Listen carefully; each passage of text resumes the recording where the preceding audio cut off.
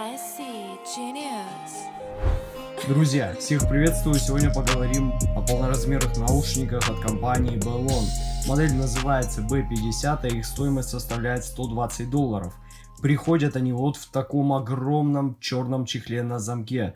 На самом деле он довольно хороший и удобный. Технические характеристики здесь нигде, конечно же, не указаны, поэтому пришлось загуглить. Чувствительность наушников составляет 117 дБ, и они получили 32 Ом импеданс. И это будут наушники закрытого типа. Теперь давайте рассмотрим их небольшую комплектацию подробнее. Но первое, что нас встречает, это наушники с установленными в них драйверами 50 мм. Сами чаши изготовлены из алюминия. И наушники имеют вот такое стальное оголовье. Да, они совсем не миниатюрные и весят 431 грамм. Но несмотря на, казалось бы, большой вес, их посадка и удобство не вызывает никаких вопросов. Здесь также имеется регулировка оголовья до щелчка. Несколько позиций имеется, поэтому я думаю, у вас не возникнет проблем с его настройкой. Я сразу скажу, что я использовал эти наушники несколько недель и ни разу не устал от них. Они действительно очень хорошо фиксируются на голове за счет вот этого кожаного ремешка, который отлично распределяет вес на макушке.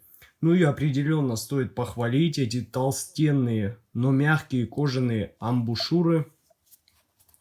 Здесь также внутри указан правый и левый канал. И на лицевой части наушника имеется вот такая лицевая панель золотистого цвета, где написано название компании Belon, год 2014. И на самом деле вот эти амбушюры очень вместительные. Полноразмерные наушники, наверное, самые такие удобные, которые у меня сейчас есть. В них ухо буквально утопает, и вы можете сидеть в них часами, без каких-либо проблем. Но в комплекте к наушникам идет вот такой неплохой медный кабель. В матерчатой оплетке длиной 1,5 метра с установленным коннектором 3,5 джек. У него имеется небольшой микрофонный эффект, и он может немного запутываться. Но функцию он выполняет свою хорошо. В любом случае вы можете купить себе любой другой кабель и поменять его без проблем. Здесь также указан правый и левый канал соответственно. Ну а теперь поговорим о звучании этих наушников. Использовал при прослушивании я, как всегда, свой CAP Topping G5. И перед тем, как записать данный обзор, мне было интересно в этот раз почитать, что говорят другие обзорщики про эти наушники. И я встретил действительно очень много плохих отзывов в их сторону. И я прекрасно понимаю, почему они получили волну хейта. Но давайте обо всем по порядку. Вот так выглядит графика чеха этих наушников. И это даже не V-образный график, да и не линейный. Ибо наушники точно не про нейтральность и мониторность, но не пугайтесь. Ближе к концу видео я расскажу все же, как можно спасти данные наушники без каких-либо проблем. Отчасти мне действительно удалось это сделать, но проблемы, допущенные производителем, конечно, не исправить. А именно резонансы корпуса наушников. Начнем, пожалуй, с низких частот. Саб-бас в этих наушниках ощущается довольно плоско, и акцент смещен больше в сторону мид-баса и в удар кика. Но все равно басу совсем не хватает объема и веса. Он как бы не заполняет пространство собой, как должно быть в норме, а лишь слегка ударяет мид-басом. У него имеется едва слышимая текстурная проработка за счет того, что он сильно подавлен. И для полноразмерных наушников это, конечно, печально. А учитывая, что это закрытые наушники, не особо понятно, как так произошло. Что касаемо среднего диапазона, то здесь уже ситуация обстоит немного получше, хотя все же не идеально. Они ощущаются довольно суховатыми, и я бы сказал пресными. Вокал не самый насыщенный, его определенно хочется выдвинуть и акцентировать больше. Есть небольшое ощущение закрытости за счет того, что имеются вот эти явные проблемы с верхней серединой, которые портят всю картину. Именно они сделали этот диапазон таким менее воздушным и проработанным. Ну а теперь поговорим о высоких частотах. Конечно, на графике они выглядят довольно плохо, но я скажу, что не столь все плохо, как кажется. По крайней мере, в отличие от Teen Hi-Fi C5 из предыдущего обзора, они здесь есть.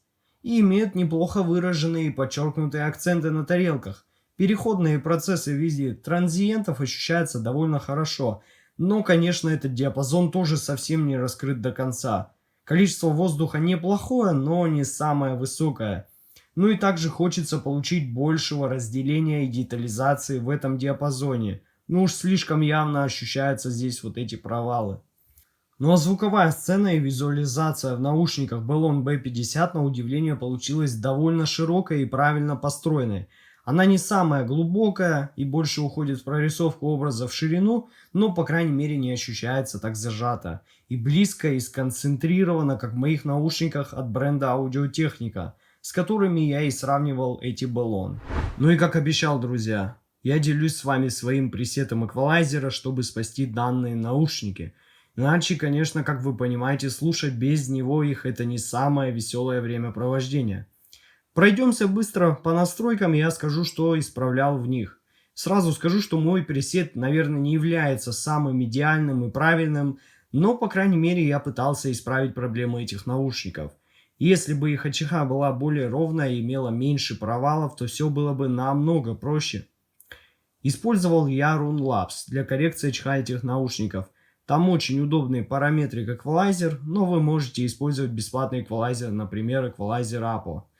Первое, что вам необходимо будет сделать, это создать headroom, а именно запас динамического диапазона при коррекции наушников любых. Это действительно самое главное, что нужно сделать, иначе у вас будут динамические искажения, эффект клиппинга, и это все будет звучать очень плохо и зажато.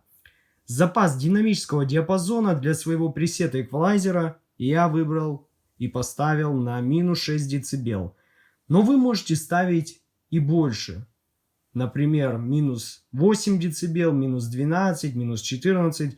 Но только в том случае, если вы хотите сделать какую-то очень жесткую коррекцию, где это будет действительно необходимо. Ну и, собственно, вот так выглядит эквалайзер, который я настроил для этих наушников и его полосы. Вы можете сфотографировать и перенести эти данные в свой эквалайзер. Первое, что я исправил, это низкие частоты.